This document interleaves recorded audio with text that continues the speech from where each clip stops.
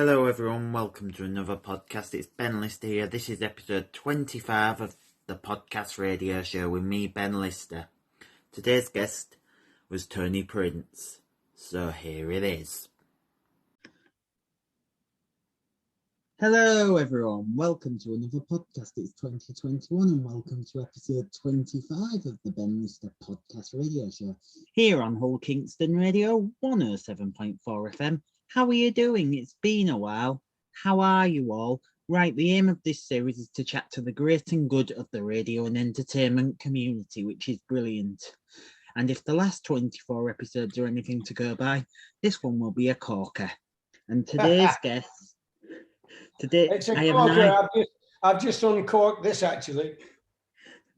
Today's guest, as you've just heard him, as he's a legend, it's a great hero of man, and it's a great honour to welcome to Hull Kingston Radio 107.4 FM. It's a hero and a legend.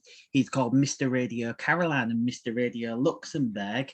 It's the iconic, it's a radio icon. It's the one, the only TP, Tony Prince. Hello, Ben, Tony. Welcome along. Hello there. You are the man. Thank you, Ben, for that very long introduction. Carl Kingston went red when I introduced him like that. He would. He's a very embarrassed young man, Carl. We go back a long way. He's now living not far from Luxembourg in Switzerland. What's he doing there? What's he doing there? He does his radio shows from Switzerland. Is he married to some Swiss girl or something? I'm not sure. He just has a house out there and he enjoys it out there. I must go and visit him. And he does his shows from out there. And from what I've been told by a lot of people who have worked on Luxembourg, like Simon Tate, who still does the 208 chart on a radio station, and he has the original 208 Luxembourg jingle as well, he said. He does. He did a show for me. I actually came up with the idea of doing a Radio Luxembourg chart show again on United DJs Radio, which was a station I started and ran for 3 years and 3 months. Then we ran out of money. Yeah, that's wow. So yeah, 6 questions about your broadcast career, if that's okay. Well, let's see. Let's start with number 1. You ready to rumble in the jungle? I'm ready to rumble in the jungle. Here we go then. Question 1. Where did you start your broadcast career?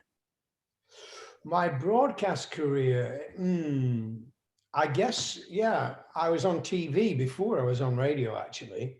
Down in Bristol, I was on a TV show called This Go-Go. And that's where I met Tony Blackburn. I worked for the producer as well as being a DJ on the show. I recommended the bands who he booked. And in those days, there were all the big names, you know, the Stones, Searchers, the Small Faces. And then one day I asked the producer to give a spot to Tony Blackburn.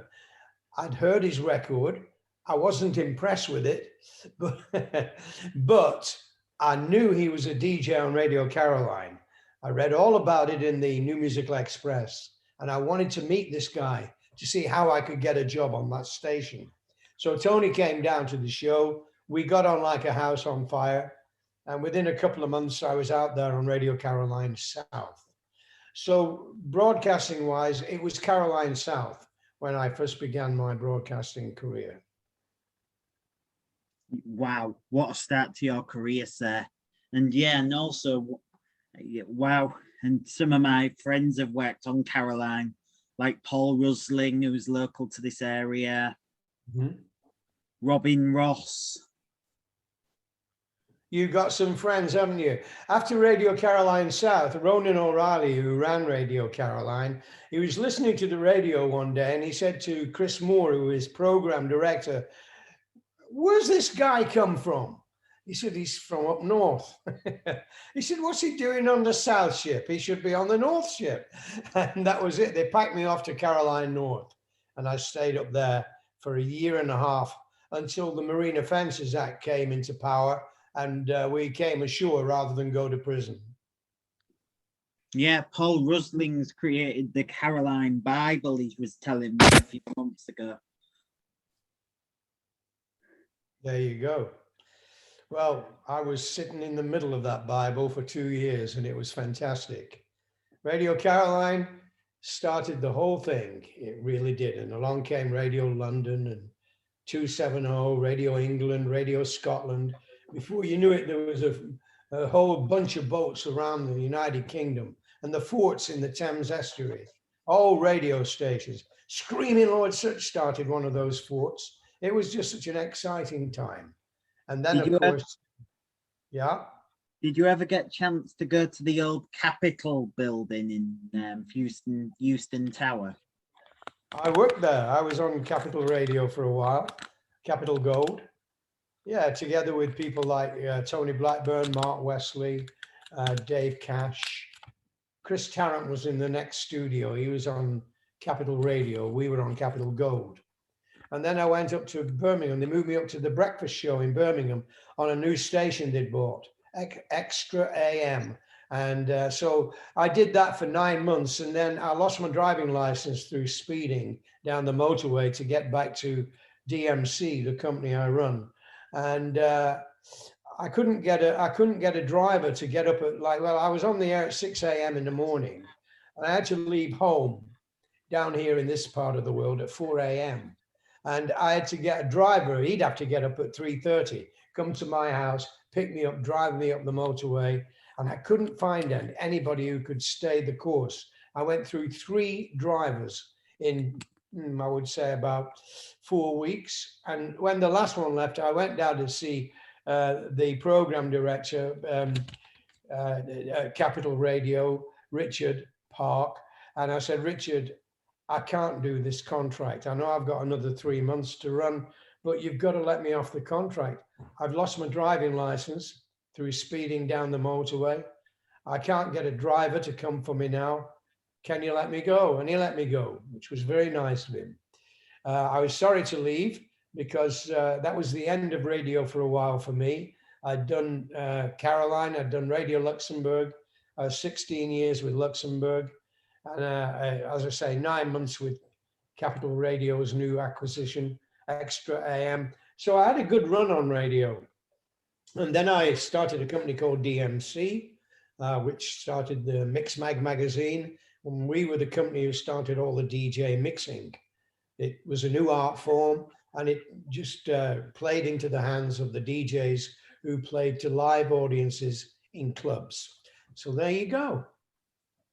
Yeah, and also we also touch on the a good friend of yours who was a great singer and a brilliant singer, and I thought he was a brilliant singer, the king of rock and roll, Mr. Elvis Presley. Yeah, I was president of his fan club. That happened when I was on Radio Caroline North. Todd Slaughter, the guy who ran the fan club, made me honorary president. I think subsequently he's made Tim Rice honorary president as well. And we both bask in the glory of being that close to Elvis. 72, Todd said, come on, let's go and see Elvis. And we took 200 fans to America to go to Tupelo, where he was born, Nashville. And then we finished up in Las Vegas. He was playing the Hilton Hotel. And we met Colonel Parker, Todd and I, got on famously with him. And he allowed us to meet Elvis. So that was in the dressing room, and we were allowed to take half a dozen fans with us. They were all thrilled to meet Elvis. I managed to get an interview with him. I did it twice, 72 and 73. And in 72, Colonel Parker let me go on stage and say hi to everyone and introduce the show. So I did a lot of great things thanks to Colonel, and I still adore Elvis to this day. And Mark Wesley said about this that he was the first person to announce his passing on the Luxembourg, and you did and you were the perfect person to do the Elvis tribute show because you were the president of the fan club and you've met him a few times. Well, look, you know, it was a coincidence. In those days, I was program director, and I was doing 2 weeks in London at the head office and a week in Luxembourg to broadcast live. The 2 weeks in London, I recorded shows. So the week I was live was the week that Elvis died. I'm in a hotel. I'm walking up to the radio station and I go inside and it's chaos. And Mark Wesley comes running to me with a piece of paper. It's the news sheet. which was sent to us from the Daily Mirror in London. And he read it out to me that Elvis had just been reported as dying in Nashville. And I looked at Mark and said, "Is this a joke?" He said, "No, Tony, I'm just going to read it now, let the people know." It had been on television in Britain. Reginald Bosanquet, I think it was, on the BBC News at 10 o'clock, opened the bulletin by saying, "We've just got a report that Elvis Presley has died in Nashville." And then at the end of the bulletin at 10:30, he said, "Well, that's it for tonight. And ladies and gentlemen, we cannot confirm the story of Elvis's death." And then he went off air. Now, there was no internet in those days. There was no other radio station at that time of night other than Radio Luxembourg playing pop music. There was no local radio. There was no Radio 1.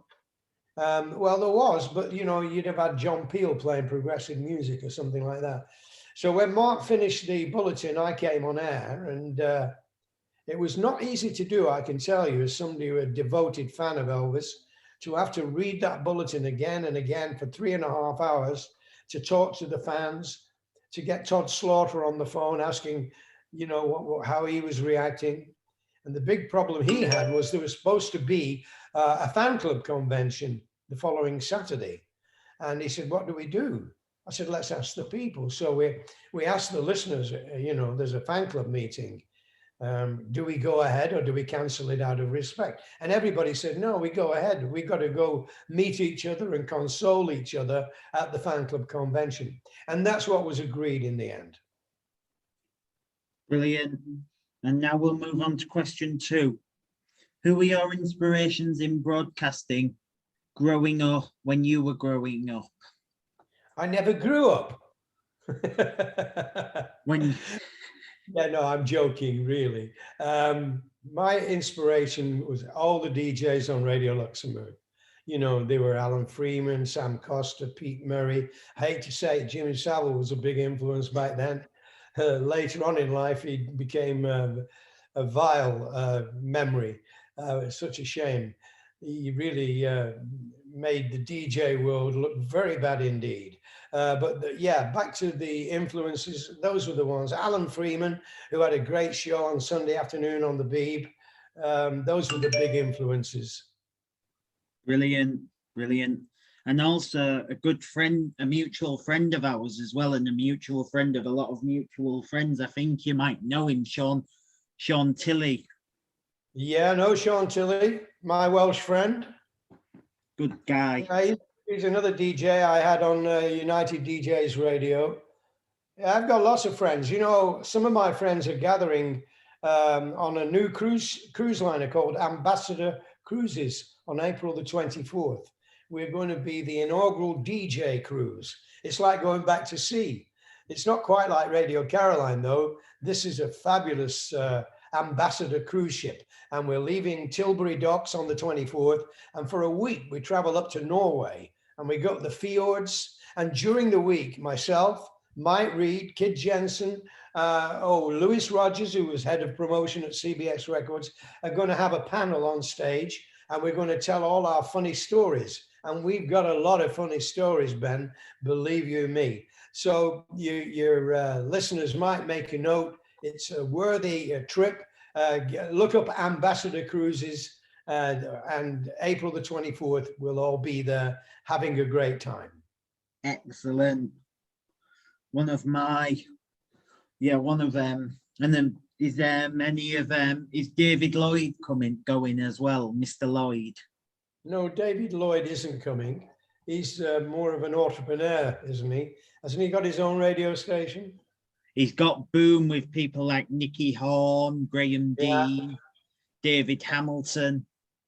He tried to get involved with us, with United DJs Radio, but I didn't like the fact that one of the great things about United DJs Radio was that we let the DJs loose. We let the DJs select all their own music. We never instructed any DJ because we employed DJs we could trust and rely on, who had the personality. And that's the word that United DJs was very big on, personality radio. And David Lloyd and one or two other radio stations were interested in us, but I would have lost control. And that control was to allow the DJs their freedom. And that was what was crucial to me and what made it such a fantastic radio station. Brilliant. What is your favorite question for you now? What is your favorite part about the job? Oh my goodness. You know what? I come from a little town in Lancashire called Oldham, and that's where I was brought up. It was a real tough upbringing. And suddenly I fell in love with the Beatles and all the music of those early 60s. It changed my life. I went to Butlins holiday camp at the age of 16, and Rory Storm and the Hurricanes were playing, and Ringo was on drums. And I met Ringo in the ballroom in the afternoon, and he persuaded me to go in for the singing competition. And he lent me a pair of his cowboy boots because I admired them. So on that evening, I wore the cowboy boots and I started singing, Bee-bop-a-lula, she's my baby. Now, when Gene Vincent used to sing that song, he got to the middle eight and he'd kick his leg over the microphone and finish with the microphone behind him rather than in front of him, swaying to the music. And I thought I'd try that. So I kicked my leg in the air and the cowboy boot, which was far too big for me, flew off into the sky and landed on a teddy boy's head. Well, what happened then was everybody was laughing. I fell on the floor.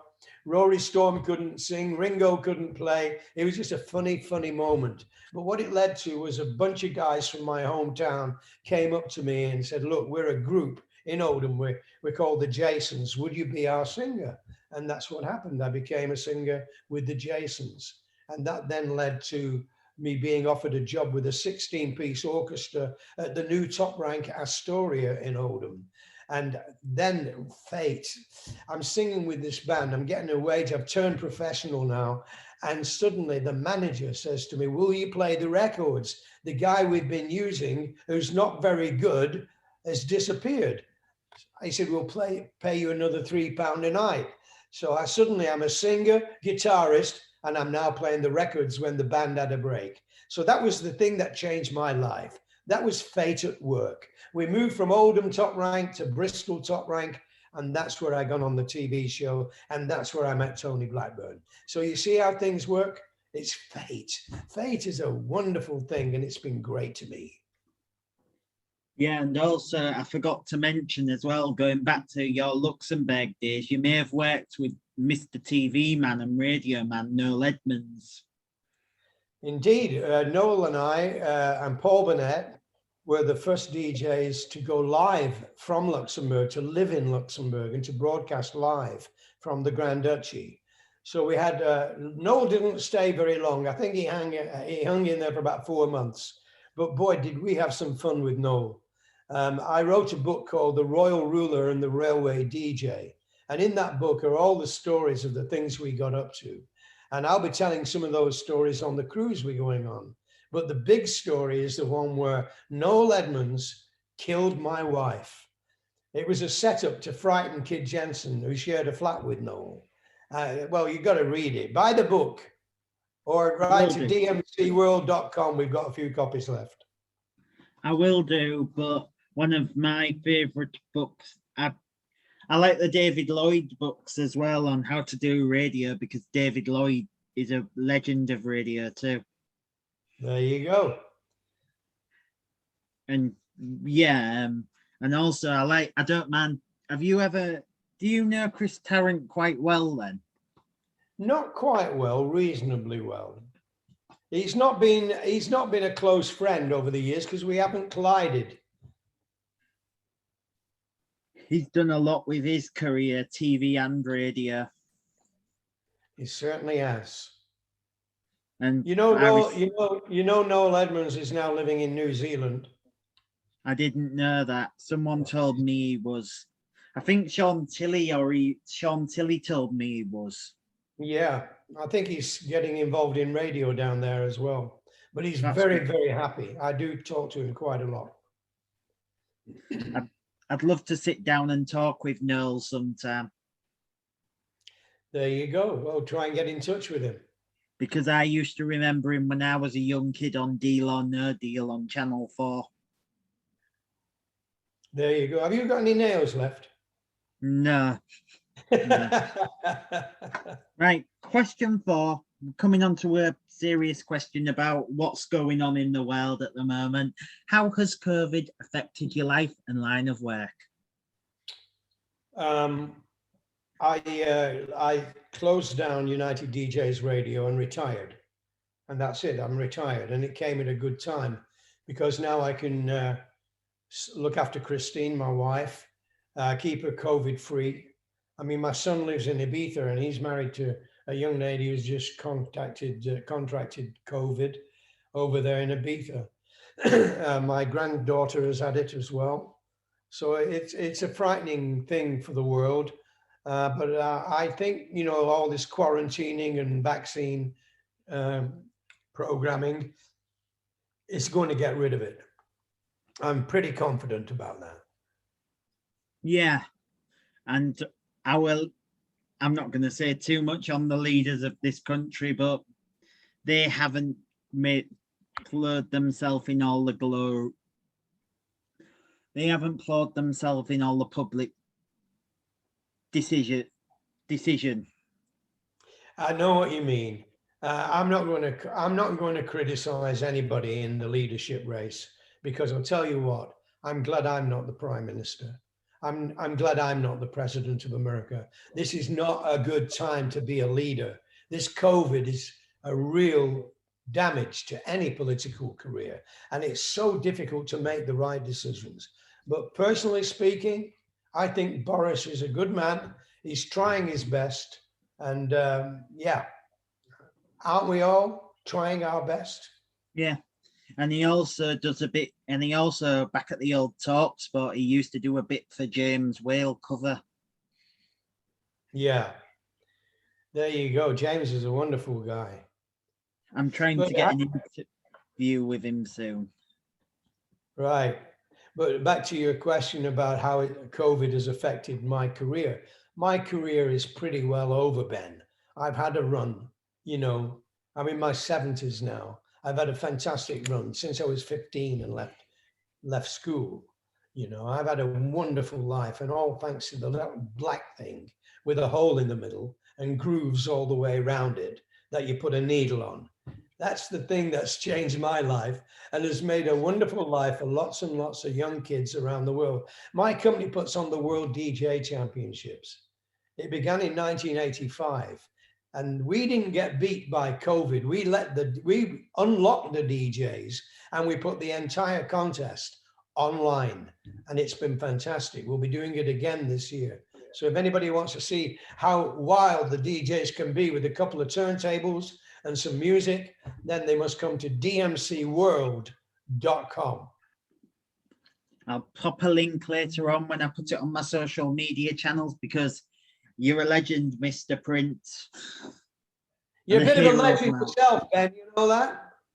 No, I'm not. I'm just a guy who loves radio and helping people with their mental health. Ben, aren't we all? Well, look, thank you very much for your time. I've got 2 more questions. We'll fire them through. What is your greatest achievement on the radio? I think interviewing Elvis Presley must be up there. I did a lot of work with Paul McCartney over the years. He had a project called Ubu Jubu, and he and Linda were putting music together from albums, different cuts and things like that. And he wanted to have a guest celebrity on each show.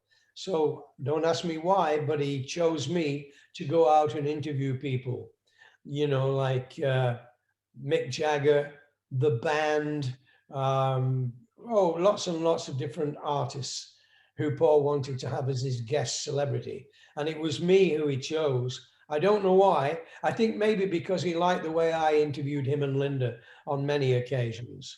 So yeah, that was a big high, working with Paul McCartney, introducing Elvis on stage, being on air the night Elvis died.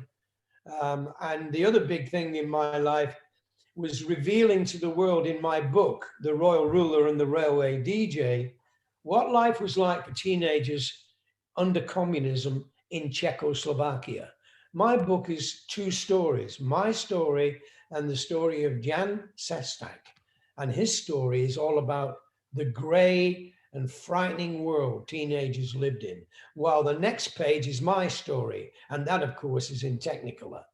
So that's something I'm quite proud of, having revealed the horrors of teenage life so that kids today, if they ever think of becoming communists, they can take warning from my book.